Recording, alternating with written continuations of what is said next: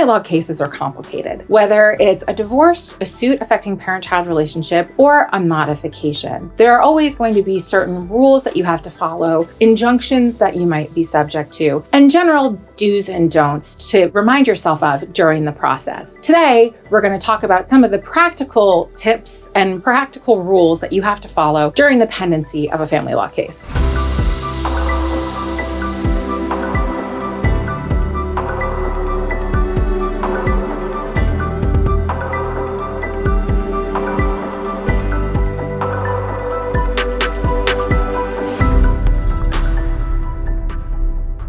Let's say you're in the middle of a family law case and you've been served with a TRO, or in the alternative, that your case is filed in a county, for example, like Denton County or Dallas County, where that county has standing orders. Standing orders are going to be attached to every single family law case that has been filed. And from a practical standpoint, standing orders are essentially like injunctions. So if you're in a county that doesn't have standing orders and you are served with a temporary restraining order, or you and the other party have entered into mutual injunctions, those mutual injunctions and the standing orders are going to contain relatively the same terms. So let's talk about some of the specific injunctions or orders that are contained within the standing order that might be helpful to remember during the pendency of your case, or perhaps that you might not think of during the pendency of the case, but certain things that really you should keep in mind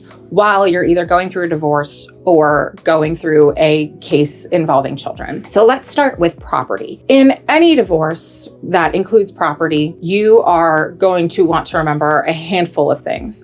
First, don't go draining bank accounts. I know that it's really tempting to want to sequester all of your funds and to get them somewhere where you think the other party is not going to be able to touch them or going to be able to drain accounts. However, if you and your spouse have joint bank accounts, don't touch what's in there. Wait for your attorney and your spouse, or your attorney and your spouse's attorney, to address what the disposition of joint accounts is going to be. On a similar note, don't go incurring any crazy debts. Now is not the time to buy a new boat, to buy a new house, to put down a massive down payment on a car, because at the end of the day, all of these debts and all of this property is going to have to be distributed by the court. And you don't want to be incurring any debts that would be viewed as community debts, or frankly, you don't necessarily want to be acquiring any assets, because those assets are going to be considered community property, most likely by the court, and therefore subject to division. Don't put your house on the market without consent. Even if it's a separate property home, please talk to your lawyer.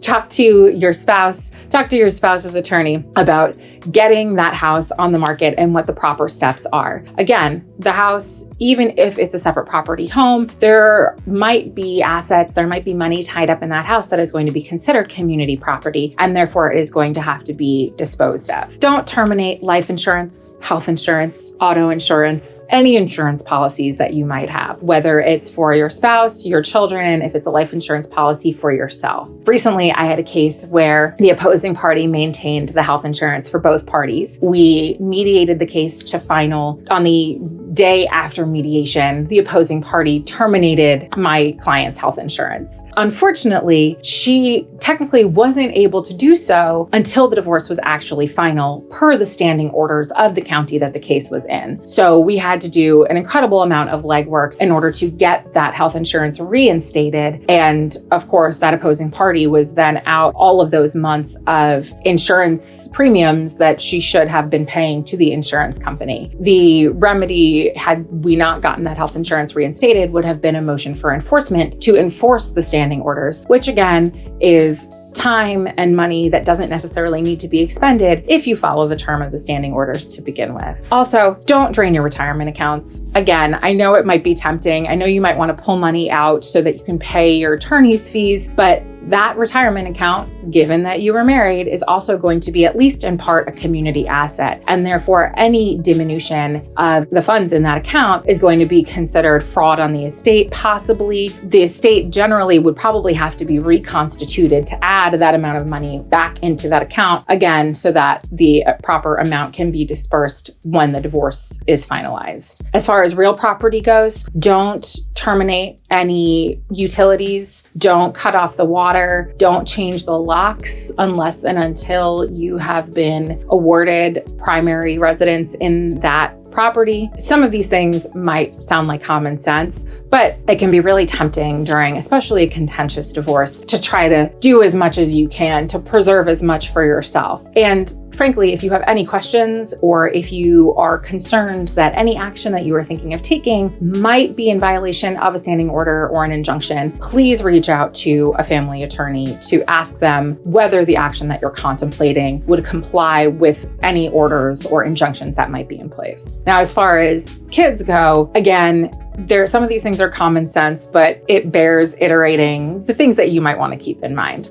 First, try not to leave the state with your children for the purpose of moving them permanently to somewhere else. In most family law cases, especially if they're filed in Texas, Texas is going to retain jurisdiction, and the county in which the children primarily reside is the county that is going to have jurisdiction over your family law case. Trying to remove the children from the state of Texas to another state, not going to be helpful for you in the long run as far as establishing that the actions that you're taking are in the best interest of the children. Similarly, even if you decide to remain within the state, do not take your children and bring them anywhere in Texas without notifying the other party of where it is that you're going. So there's an injunction against hiding or secreting the children. Don't hide your children from the other party. Now, disclaimer, there may be cases in which an emergency order has been entered that gives you or gives the other party full possession of the children and perhaps restricts the other party's access to the children. Even so, probably shouldn't just take your kids and leave without at least, again, conferring with your attorney to discuss what is and is not appropriate and what the parameters of that injunction or of that order really are. There is what we call a non-disparagement clause in injunctions and in standing orders in cases with children. Do not disparage the other party or their family in front of the children. Again,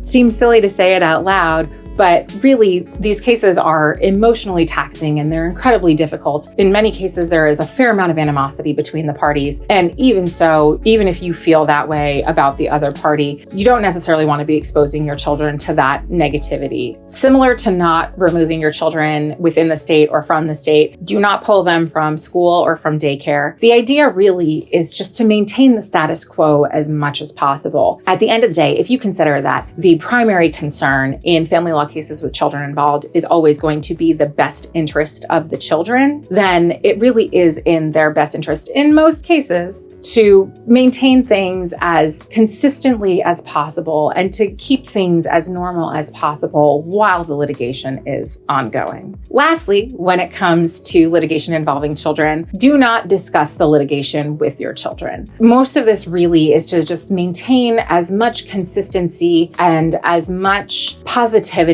as possible for your children during the pendency of your family law case. I know it's difficult. I know emotions run high, and it's always going to be hard to keep things as same as possible because, of course, every family law case by necessity consists of some sort of upheaval in some way. Either you are completely removing yourself from a marriage, going from a two-parent household to a one-parent household, changing possession and access, how often your children are going to see the other parent or how often your children are going to see you. And the idea is that you want to keep things as easy as possible for your kids while the litigation is ongoing. These are just a handful of the injunctions or the orders contained within a standing order that come up really the most often, I have found, in family law cases, and perhaps are some things that you might not necessarily think of, like not touching your bank account, for example. By keeping these things in mind, I'm hoping that it'll make your family law case as conflict-free as possible. As always, if you have any questions whatsoever about whether an action that you are contemplating taking complies with the terms of any injunctions you might be subject to or any standing order that applies to your case, please reach out to your family law attorney just to double check that everything that you are planning on doing is copacetic and is not going to throw a wrench into your family law case.